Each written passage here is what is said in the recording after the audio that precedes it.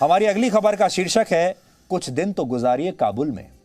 भारत में मुसलमानों की स्थिति पर आंसू बहाने वाले कुछ लोग अब अफगानिस्तान में तालिबान के शासन का समर्थन कर रहे हैं, उसकी जीत पर तालियां बजा रहे हैं और तालिबानियों की तुलना भारत की आज़ादी की लड़ाई लड़ने वाले क्रांतिकारियों से कर रहे हैं। इनमें से कई लोगों का कहना है कि तालिबानियों ने बिना खून बहाए बहुत अहिंसक तरीके से ये सफलता हासिल की है। बहुत सारे लोग ये भी कह रहे हैं कि ये तालिबान अब पुराने वाला तालिबान नहीं है, तालिबान अब बदल चुका है। अंदर ही अंदर बहुत सारे लोग बहुत खुश हैं इस पूरे घटनाक्रम पर, और बहुत सारे लोग ऐसे भी हैं जो अंदर ही अंदर एक सॉफ्ट कॉर्नर पाले हुए हैं, जो खुलकर तालिबान की आलोचना नहीं करना चाहते, जो उन्हें आतंकवादी नहीं मानते। रशिया ने तो यहां तक कह दिया है कि तालिबान के आने के बाद से काबुल पहले से ज्यादा सुरक्षित हो गया है, और हमारे अपने देश के टुकड़े टुकड़े गैंग के बहुत सारे लोग, बहुत सारे लिबरल्स, बहुत सारे बुद्धिजीवियों को भी यही लगता है कि अफगानिस्तान की असली आजादी तो अब आई है। और ये लोग पाकिस्तान के प्रधानमंत्री इमरान खान की तर्ज पर ये कह रहे हैं कि तालिबान ने गुलामी की बेड़ियां तोड़ने का काम किया है, यानी तालिबान ने अफगानिस्तान को आजाद करा दिया है, ये मानना है इमरान खान का। ऐसे लोगों के लिए आज हम एक ऑफर लेकर आए हैं। ये लोग अगर चाहें तो कुछ दिन छुट्टियां मनाने के लिए अफगानिस्तान जा सकते हैं, और अगर चाहें तो काबुल में 5 रात और 6 दिन का एक स्पेशल पैकेज ले सकते हैं, जिसमें वीजा ऑन अराइवल मिले ना मिले, बुलेट ऑन अराइवल इन्हें जरूर मिलेगी। लेकिन इस ऑफर की डिटेल्स जानने से पहले आप पाकिस्तान के प्रधानमंत्री इमरान खान का वो बयान जरूर सुनिए जिसमें उन्होंने तालिबानियों को गुलामी की बेड़ियां तोड़ने वाला बताया है। और इसी बयान के बाद हमारे भी अपने देश में कुछ लोग ऐसे हैं जो अभी खुलकर तो आपके सामने नहीं आ रहे, अगर आप खुलकर बातचीत करेंगे तो मानेंगे नहीं, लेकिन ये अंदर ही अंदर बहुत खुश हैं। जब आप किसी का कल्चर ले लेते हैं तो वो क्या आप करते हैं?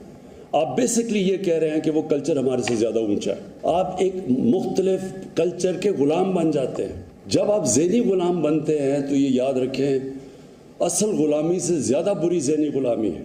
ज़हनी गुलामी की जंजीरें तोड़ना ज़्यादा मुश्किल होता है। जो अभी अफगानिस्तान में गुलामी की जंजीरें तो तोड़ दी उन्होंने, लेकिन जो ज़हनी गुलामी की जंजीरें वो नहीं टूटती। वो जो कपड़े पहनते हैं आपको वो पहनने पड़ते हैं, उनके सारे फैशन आपको अपनाने पड़ते हैं, क्योंकि आप समझते हैं वो बेहतर है आपसे। और कभी भी एक गुलाम बड़े काम नहीं कर सकता। इसी तरह का बयान भारत में बैठे कुछ लोग भी दे रहे हैं, और इसमें कुछ बड़े लोग भी हैं, जिम्मेदार लोग भी हैं, और तालिबानियों की तुलना क्रांतिकारियों से कर रहे हैं। समाजवादी पार्टी के एक सांसद शफीकुर रहमान बर्क ने कहा है कि तालिबान वैसे ही लड़ा है जैसे हमारे देश के क्रांतिकारी आजादी के लिए अंग्रेजों से लड़े थे। आप सुनिए। तो स्टेज देखते हैं कि हमारा देश जब अंग्रेजों के कब्जे में तो सारा हिंदुस्तान आज़ादी के लिए लड़ रहा था। अब वहाँ का भी, अब अमेरिका ने कब्जा कर रखा, पहले रशिया में था, फल जगह जगह उनका भी कब्जा, वो भी आज़ाद रहना चाहते, अपने देश को आज़ाद कराना चाहते। ये तो उनका पर्सनल मामला है, इसमें हम क्या दखल देंगे? नहीं, जैसे ये एक चल रहा है पूरे 2 दिन से कि तो कट्टरपंथी सोच है वो भाई, वो अपने देश को आज़ाद करने के लिए तालिबान के ज़रिए से, और तालिबान एक ताकत है, और वो उसने अमेरिका के पाँव नहीं जमने दिए, रशिया के नहीं जमने दिए। जब भी कोई किसी, तो बहरहाल वो अपने देश को खुद चलाना चाहते हैं, अपने तौर पर चलाना चाहते हैं। तो ऐसा नहीं है कि इन सांसद महोदय के दिल के अंदर ही ऐसी बात है। हमारे देश में बहुत सारे ऐसे लोग हैं जिनके असल में मन की बात, दिल की बात यही है, और वो तालिबान के प्रति बहुत हमदर्दी रखते हैं। इसीलिए आज हम आपसे ये कह रहे हैं कि वो सारे लोग जिन्हें ये लगता है कि भारत में लोकतंत्र खतरे में है, जिन्हें लगता है कि भारत में आज़ादी खतरे में है, जिन्हें लगता है कि भारत का संविधान खतरे में है, जिन्हें लगता है कि भारत में धार्मिक आज़ादी नहीं है, तो उन्हें हम ये बताना चाहते हैं, भारत में 20 करोड़ से ज़्यादा मुसलमान रहते हैं। पूरी दुनिया में आबादी के मामले में भारत में दूसरी सबसे बड़ी मुस्लिम आबादी है, और अफगानिस्तान में लगभग 4 करोड़ मुसलमान रहते हैं। लेकिन आज हम इन सारे लोगों से जो तालिबान के प्रति बहुत सॉफ्ट कॉर्नर रखते हैं, उनसे कहना चाहेंगे कि कुछ दिन तो बिताइए काबुल में। आप चाहें तो कुछ दिन काबुल में गुजार सकते हैं। इन लोगों को इस दौरान काबुल में बहुत सारी एडवेंचर एक्टिविटीज़, एडवेंचर स्पोर्ट्स का मौका मिलेगा। ये लोग चाहें तो इस दौरान उड़ान भरते हुए विमानों से लटक सकते हैं, एयरपोर्ट में अंदर घुसने के लिए रोप क्लाइंबिंग कर सकते हैं, तालिबान लड़ाकों के साथ बच्चों के थीम पार्क में झूले झूल सकते हैं, बम्पिंग कार्स चला सकते हैं, हिंदू कुश के उन पहाड़ों पर ट्रैकिंग के लिए जा सकते हैं जहां तालिबान अल्पसंख्यकों का खून बहाता आया है और जहां आज भी तालिबानियों का कब्जा है। काबुल में इन दिनों बुरके और हिजाब की दुकानों पर बहुत भीड़ लगी हुई है, क्योंकि तालिबान के आते ही वहां की महिलाओं के लिए बुरका अब अनिवार्य कर दिया गया है। ये लोग चाहें तो काबुल जाकर इन दुकानों से शॉपिंग भी कर सकते हैं। ये हम आज ऑफर देना चाहते हैं अपने देश के उन तमाम लोगों को जो अंदर ही अंदर तालिबान की जीत पर बहुत खुश हैं। वो चाहें तो अफगानिस्तान शिफ्ट कर सकते हैं और आज एक बहुत शानदार ऑफर हम उनको देना चाहते हैं। हम इन लोगों को ये बताना चाहते हैं, अब ध्यान से इस ऑफर को सुनिए। एक शानदार बंगला जिसमें स्विमिंग पूल भी है, 6-7 बेडरूम भी हैं, बाहर एक गार्डन भी है। ये बंगला आपको 50,000 रुपए में मिल सकता है। अब आप इसकी लोकेशन नोट कर लीजिए। इस बंगले की लोकेशन है उत्तरी काबुल। 50,000 रुपए में क्या आप इस बंगले को खरीदना चाहेंगे? और आज हमारा ये खुला ऑफर है इस हमारे देश के टुकड़े टुकड़े गैंग के लिए कि वो चाहें तो इस तरह के मकान लेकर आलीशान जिंदगी जीने के लिए, आज़ादी की जिंदगी जीने के लिए अफगानिस्तान शिफ्ट हो सकते हैं। उनके लिए एक बहुत शानदार मौका बहुत दिनों के बाद आया है। आपने देखा होगा बहुत सारे लोग कहते थे कि वो हमारे अपने ही देश में असुरक्षित महसूस करते हैं।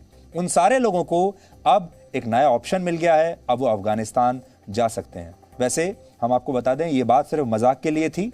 ये मकान ना तो अफगानिस्तान में है और ना ही 50,000 में मिल रहा है। लेकिन अगर आप जाना चाहेंगे तो 50,000 नहीं, आपको 20,000 रुपए में भी बड़े बड़े बंगले वहां पर मिल जाएंगे, क्योंकि उन्हें लेने वाला इस समय कोई नहीं है। हमारे देश का टुकड़े टुकड़े गैंग अगर छुट्टियां मनाने काबुल जाएगा तो उन्हें वो बहुत अच्छा लगेगा, क्योंकि हो सकता है तालिबानी उन्हें एयरपोर्ट से सीधे काबुल के किसी अम्यूजमेंट पार्क ले जाएं, जहां तालिबान के लड़ाके उन्हें खुद घोड़ा गाड़ी पर झूलकर और बम्पिंग कार चलाकर कहेंगे कि आप हमें हमारी मेहमान नवाजी के लिए 5 स्टार रेटिंग जरूर दीजिएगा।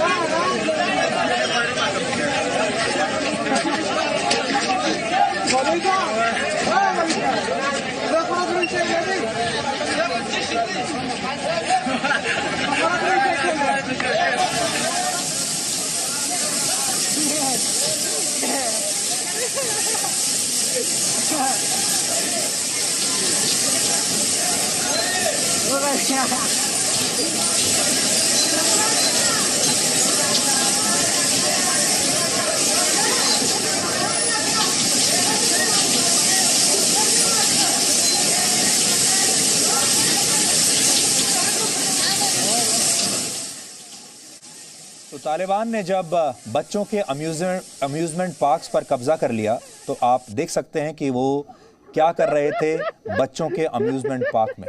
और अब आप खुद सोचिए, ये तालिबान के लड़ाके हैं, इनमें और छोटे छोटे बच्चों में क्या फ़र्क है? इनकी सोच में और छोटे बच्चों की जो इमेच्योर सोच होती है उसमें क्या फ़र्क है? और ये तालिबानी जब प्रशासन चलाएंगे, जब ये सत्ता में आ जाएंगे, जब इन्हीं में से लोग मंत्री बनेंगे, इन्हीं में से लोग पुलिस कमिश्नर बनेंगे, तो वो लोग क्या करेंगे, कैसे अपना शासन चलाएंगे, उसकी एक झलक आज आप देख सकते हैं। अफगानिस्तान कैसे हाथों में है, आप देखिए।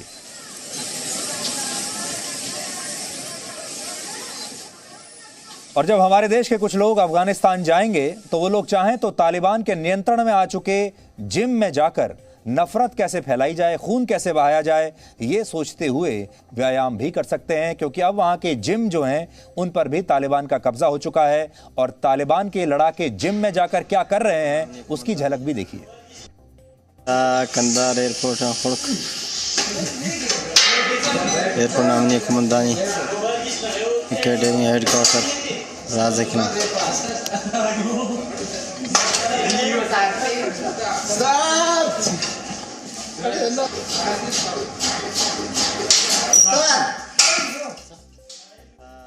तो ये आपके लिए स्पेशल जिम का पैकेज हो गया, आपके मनोरंजन के लिए अम्यूजमेंट पार्क का आपका दौरा हो गया।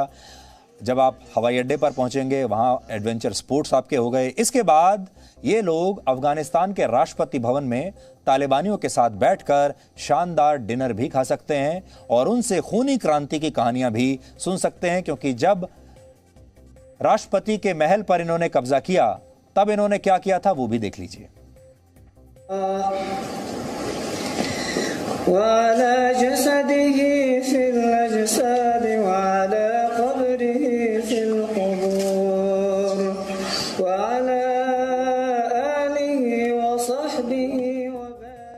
हमारे देश का टुकड़े टुकड़े गैंग वैसे भी लोकतंत्र और संसद पर विश्वास नहीं करता, इसलिए ये लोग अफगानिस्तान की संसद में भी जा सकते हैं। वहां पर भी आजकल तालिबान का ही कब्जा है, वो तस्वीरें भी आपकी स्क्रीन पर हैं। हमारे देश के तमाम लोग तालिबानियों द्वारा कब्जे में लिए गए हेलीकॉप्टर्स में बैठकर काबुल की सैर भी कर सकते हैं। हालांकि इस बात की गारंटी नहीं है कि तालिबानियों को ये हेलीकॉप्टर्स उड़ाने आते भी हैं या नहीं।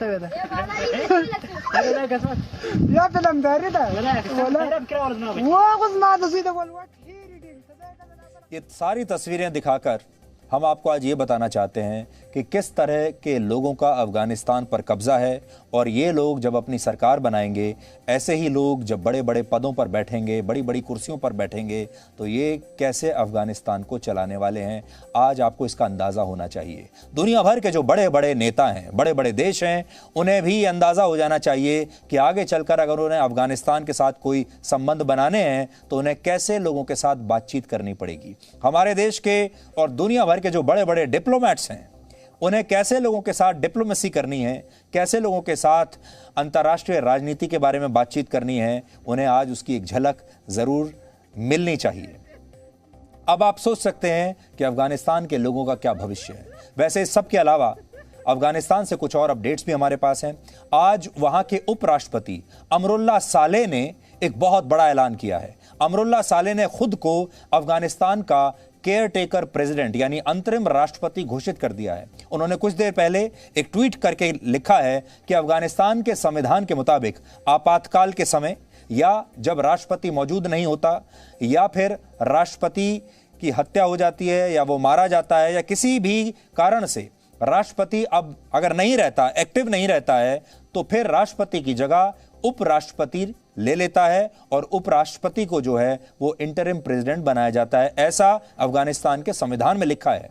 इसलिए अब वही कानूनी रूप से नए राष्ट्रपति हैं। उन्होंने कहा है कि अब वही अफगानिस्तान के नए राष्ट्रपति हैं, वो अपने देश में ही मौजूद हैं और वो सभी पक्षों से लगातार बात कर रहे हैं। उन्होंने दुनिया भर के नेताओं से मदद की अपील की और कहा है कि वो उनकी मदद करें। अब बड़ी बात यह है कि दुनिया भर के जो देश हैं वो किसकी बात मानेंगे? वो अफगानिस्तान के संविधान में जो लिखा है वो मानेंगे, या बंदूक के दम पर जो तालिबान वहां पर आया है अब उससे बातचीत करेंगे? और अगर वो तालिबान से बातचीत करने के लिए तैयार हैं ये सारे देश, तो फिर लोकतंत्र की बात करना बहुत बड़ी बेईमानी है। इसी बीच भारत ने भी काबुल में अपने दूतावास में फंसे ज्यादातर कर्मचारियों को आज बाहर निकाल लिया। आज इंडियन एयरफोर्स का एक विमान इन सभी लोगों को लेकर भारत पहुंचा और बचाए गए लोगों में अफगानिस्तान में भारत के राजदूत भी शामिल थे। वो सारी तस्वीरें आप देख सकते हैं। अफगानिस्तान के हालात पर आज प्रधानमंत्री नरेंद्र मोदी ने भी एक बहुत अहम बैठक की है। उन्होंने कैबिनेट कमेटी ऑन सिक्योरिटी की एक बहुत अहम बैठक बुलाई, जिसमें देश के गृह मंत्री अमित शाह और राष्ट्रीय सुरक्षा सलाहकार अजीत डोवल भी शामिल थे। और इस बैठक में अफगानिस्तान में फंसे भारतीयों को सुरक्षित बाहर निकालने पर चर्चा हुई है और अफगानिस्तान में जो ताज़ा हालात हैं उन पर भी चर्चा हुई है। इन ताज़ा हालात पर भारत को क्या करना चाहिए, भारत का अगला कदम क्या होना चाहिए? क्या भारत को तालिबान से बातचीत करनी चाहिए या तालिबान का विरोध करना चाहिए? अफगानिस्तान में भारत की क्या भूमिका हो सकती है, इस पर लगातार इस समय चर्चा हो रही है और प्रधानमंत्री मोदी लगातार ताज़ा अपडेट्स ले रहे हैं।